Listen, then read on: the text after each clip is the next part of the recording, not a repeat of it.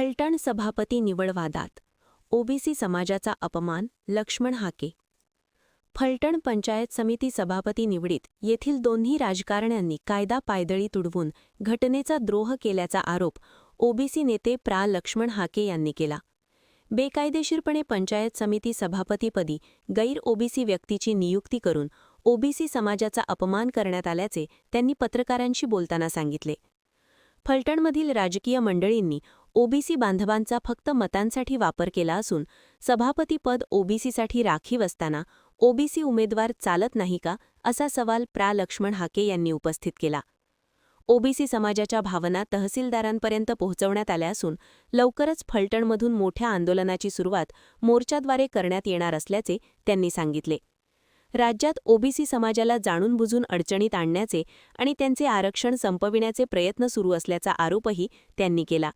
तसेच फलटणमधील राजकीय नेत्यांवर त्यांनी जोरदार टीकास्त्र सोडले. पंचायत समितीच्या सभापती निवडीवेळी जे फलटण तालुक्यामध्ये ओरिजिनल ओबीसी समाजाला डावलून एक मराठा कुणबी समाजाच्या उमेदवाराला सभापतीपद देण्याची चर्चा सुरू आहे. आज तुम्ही फलटणमध्ये आल्यात, काय तुमच्या भावना याविषयी? चर्चा नाही, फक्त ऑलरेडी हे आमचं संविधानिक पद जे मूळ ओबीसींना मिळायला हवं होतं ते पद ऑलरेडी इथल्या राज्यकर्त्या लोकांनी, राजे रजवाड्यांनी हे त्यांच्या घरामध्ये घेतलेलं आहे. त्यामुळे आमच्या मागासवर्गीयांच्या ताटात अनाथ माती घालवण्याचं काम, ज्यांना आम्ही पिढ्यानपिढ्या मतदान दिलं, ज्यांना आम्ही मान सन्मान दिला, ज्यांना आम्ही राजे म्हणून मान सन्मान दिला, त्या माणसाने आम्हा मागासवर्गीयांना जे घटनेनं, जे मंडळ आयोगाच्या माध्यमातून जे ओबीसीला आरक्षण मिळालेलं होतं ते आरक्षण हिरावून घेण्याचं काम फलटणमधल्या लोकांनी केलं आहे. आणि त्याच्या पलीकडे जाऊन महाराष्ट्राचे मुख्यमंत्री आणि महाराष्ट्रातल्या अनेक मंत्र्यांनी सांगितलं होतं की आम्ही 2 सप्टेंबरचा GR काढला आहे,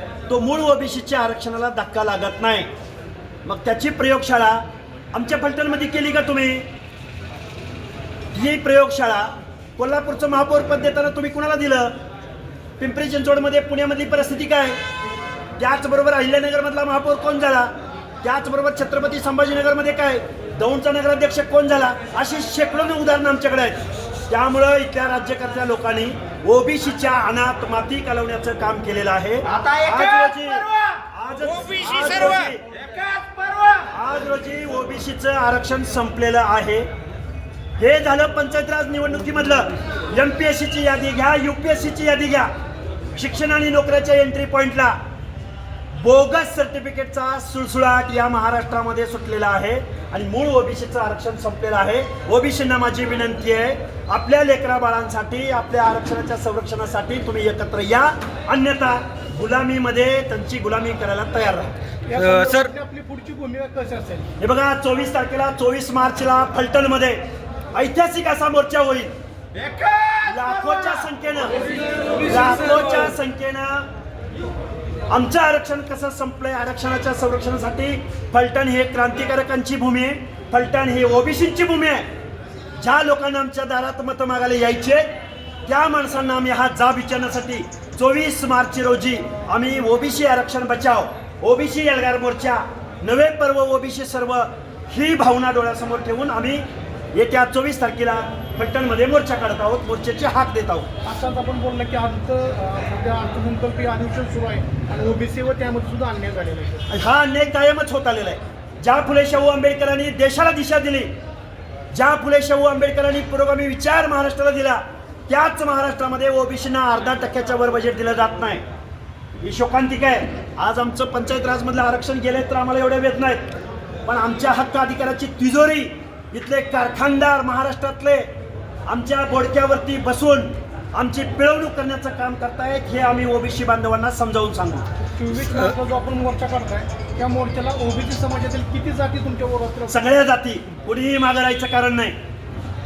आणि आमच्या ओबीसी जातींबरोबरच विजयंती अबकडे सगळे येतील, SBC येतील, मायक्रो ओबीसी येतील. मायक्रो नाही, मेजर ओबीसी आम्ही 60% आहोत.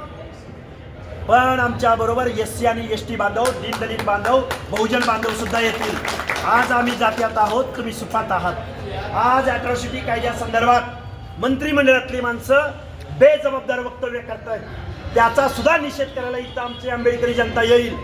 हा आम्हाला विश्वास आहे. शेवटचा प्रश्न आहे, बारामती विधानसभा मतदारांची पोटी होऊन लागली आहे, या संदर्भात आपली भूमिका असेल. आमच्या ओबीसीचे हक्क अधिकार अडचणी मांडण्याचा प्रयत्न आम्ही करू. त्या निवडणुकीसंदर्भात मी इथं बोलणार नाही, मी बारामतीच्या डायसवर ते बोलीन. साहेब दुसरा एक असा मुद्दा आहे की राष्ट्रवादी बीजेपीचे सर्व कार्यकर्ते आहेत, पण कदाचित त्यांना जर वरून प्रेशर आलं, कोणी प्रेशरला भीक घालणार हा. नाही. इथं सगळे निवडून आलेले सदस्य आहेत, अनेक पदाधिकाऱ्यांनी राजीनामे दिलेले आहेत. अरे आम्ही जनतेसाठी आम्ही आहोत आणि ज्या जनतेच्या जीवावर आम्ही राजकारण करतो. पण ते मोर्चात सहभागी होतील का? सगळे होणार सामील, आणि जे कोणी होणार नाही त्यांना शुभेच्छा आहेत. म्हणून आम्ही आमच्या हक्क अधिकारासाठी संविधानिक तरतुदीसाठी आम्ही घरी बसायचं अजिबात चालणार नाही. बरोबर. ओबीसी सारा एक आणि फलटणच्या क्रांतिकारी नगरीमधून या एल्गार मोर्चाची सुरुवात होईल. म्हणजे नक्कीच मोर्चाला सगळे सहभागी असतील, सगळे राष्ट्रवादी सहभागी असतील, असणार. बीजेपी असो, सगळे असो. लाखोंचा जनसमुदाय येणार, लाखोंचा. हे कुणाच्या लेकीचं लग्न नाही, कुठल्या पक्षाचा मेळावा नाही, कुठल्या पक्षाची पार्टीचा इथं नाही पण कार्यकर्त्याचे बांधील आहेत काय बीजेपीची, कोण राष्ट्रवादी? बांधील? अरे आम्हाला विचारत नसाल काय बांधील की अरे गुलामी काय करताय गुलामी? नाही फलटण तालुक्यातील काही अजिबात होणार नाही, सगळे येतील. ओके. ओबीसी एकजुटीचा